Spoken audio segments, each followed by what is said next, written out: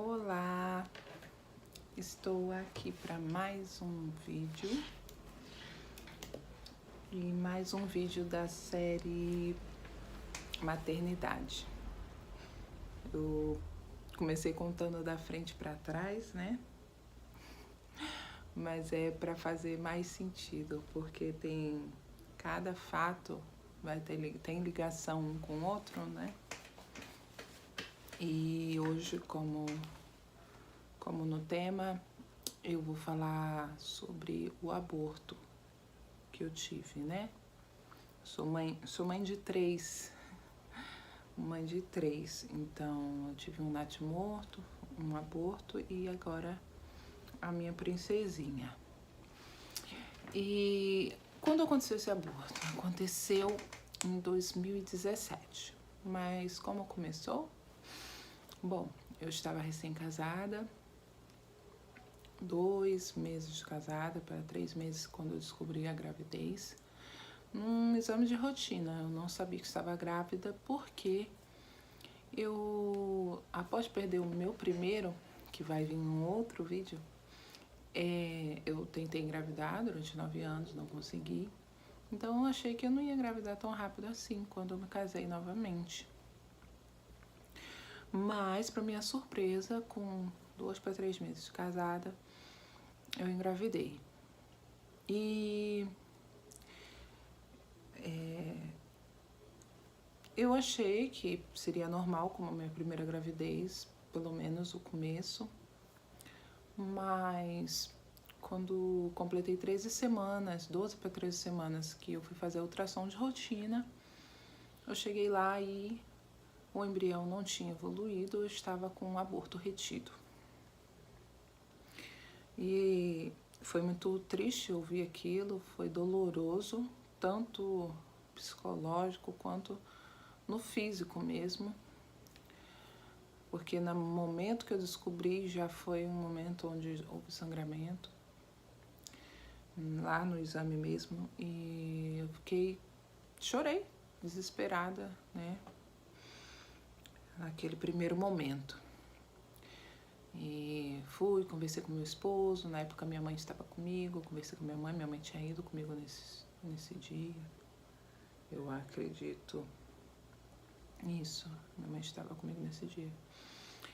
E foi muito difícil, e aí eu fui em outro médico fazer outro ultrassom para confirmar mesmo se era aquilo. E o médico fez o exame e falou, olha, não estamos ouvindo o coração do bebê. Então, para ele estava no tempo certo da gestação, né? Temos aqui um embrião de 8 semanas, mas a gente não está ouvindo o coração, mas geralmente não ouve. Só que pelos cálculos certos já estava com 12 para 13 semanas.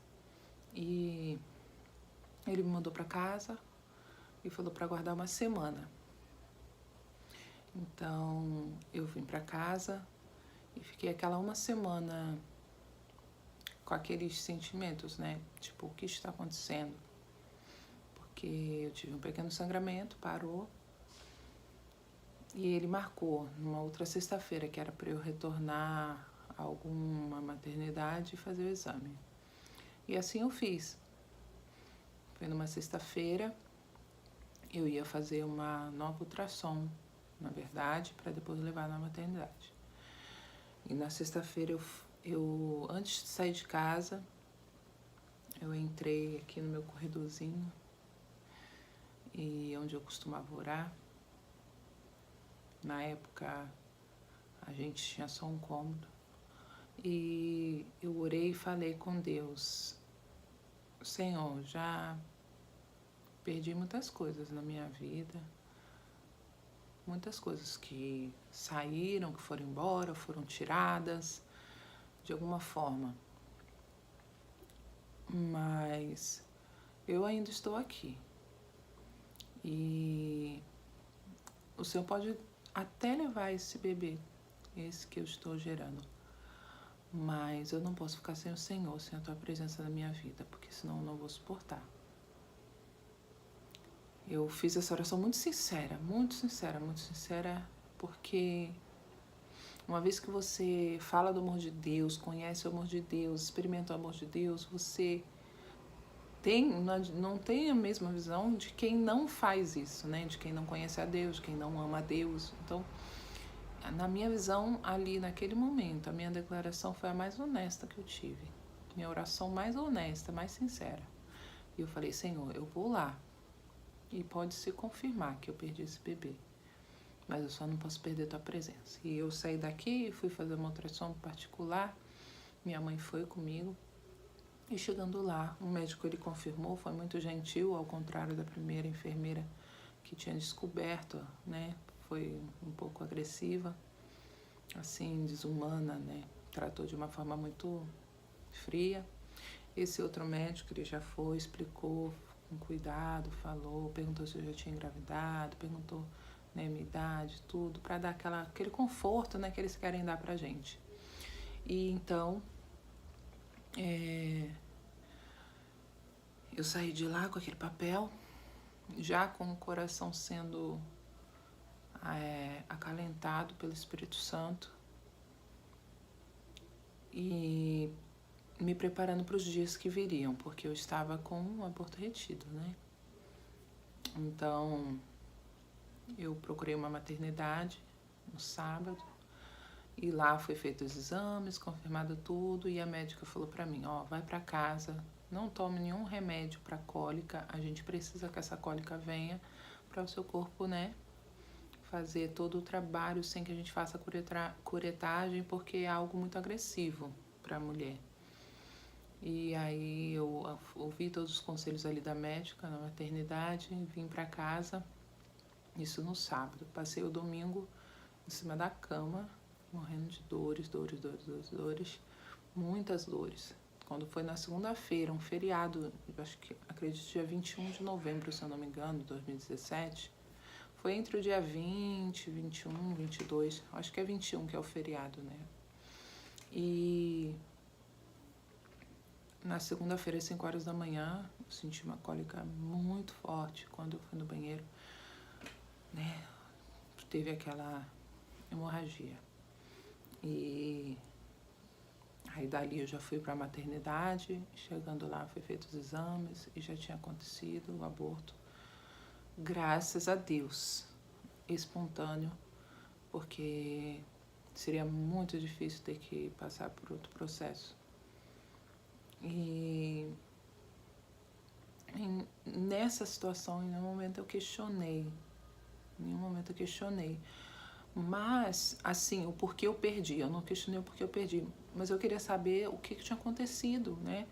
O que tinha acontecido no meu ventre, se tinha acontecido alguma coisa com o meu corpo e tudo. Que teria que tratar e tudo, porque eu já tinha feito tratamento para engravidar durante um tempo. E os médicos ali no momento não souberam falar nada. Não, a gente não sabe.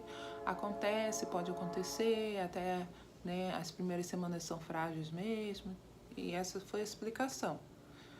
Não tinha aparecido nada anormal nas ultrassons. E só que a vesícula vitelina não estava formada, né, junto com o embrião. Saindo dali,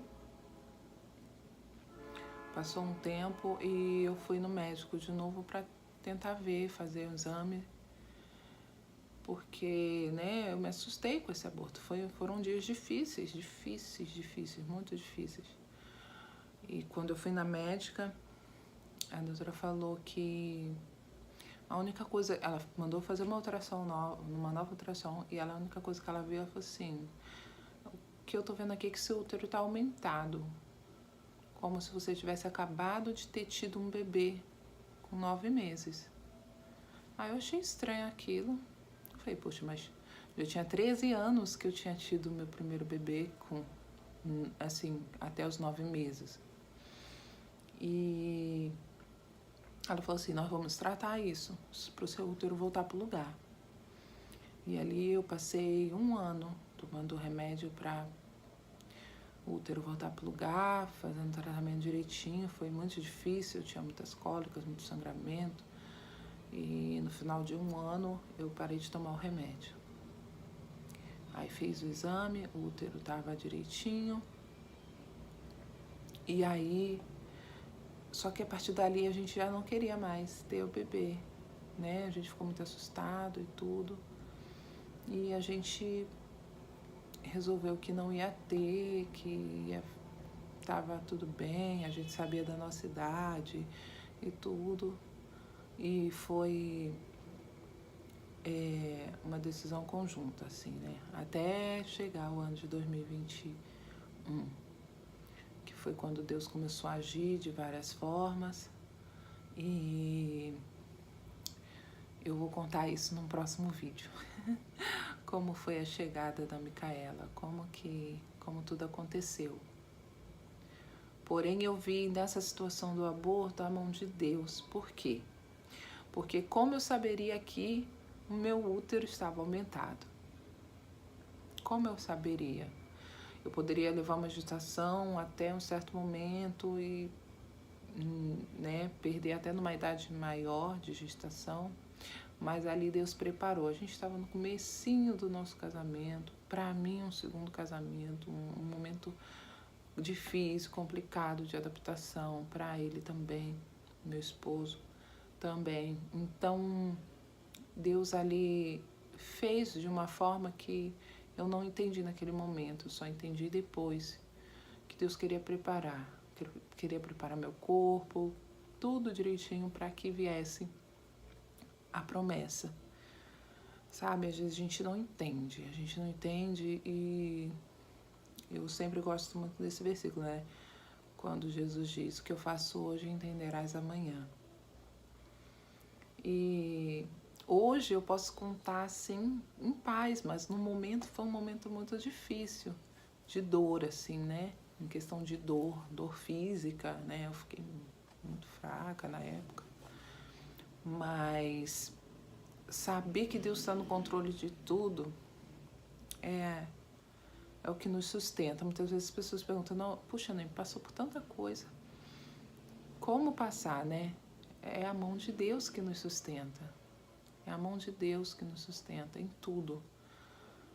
Nós só sabemos a grandeza desse amor quando nós passamos pelo momento difícil e a gente sente que Jesus ainda está do nosso lado, que Ele permanece ali com a gente. Então, o que eu quero dizer para você é que existem perdas que vão doer, machucar, sangrar, mas se você estiver de pé ainda, depois dessa perda que você passou, dessa dor que você passou, é porque existe um propósito. É porque existe, se não houvesse propósito, você tinha ido junto com a dor, junto com a perda, você não estaria de pé ainda.